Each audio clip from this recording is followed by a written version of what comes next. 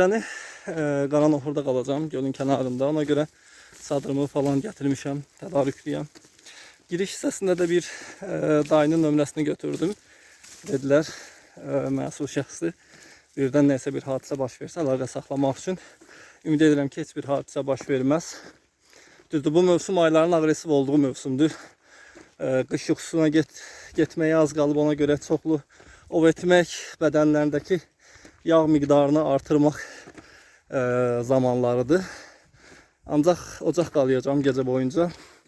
Odun tədarük edəcəm, baltam da yanımdadır. Ümid edirəm ki, elə bir hadisə yaşamaram. Hər hansı bir vəhşi heyvanla qarşılaşmaram gecə.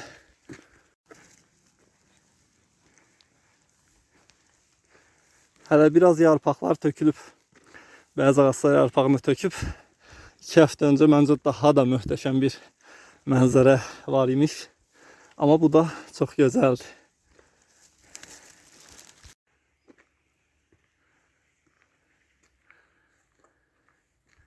Burada tabeldə də qaydalar müəyyənləşdirilib. Ocaq qalamaq olmaz deyil, ancaq ocaq qalamaq üçün gölün yanında xüsusi ayrılmış ərazilər var.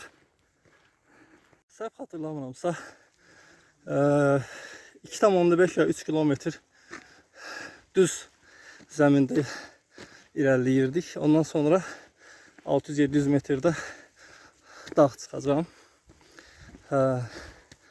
Biraz rəqəmləri qarışdıra bilərəm, ancaq təxminən belə elə xatırlayıram. İşin çətin tərəfi, düz mənim üçün çətin deyil, dağı dırmaşmaqdır və məndən əlavə də bir qrup var.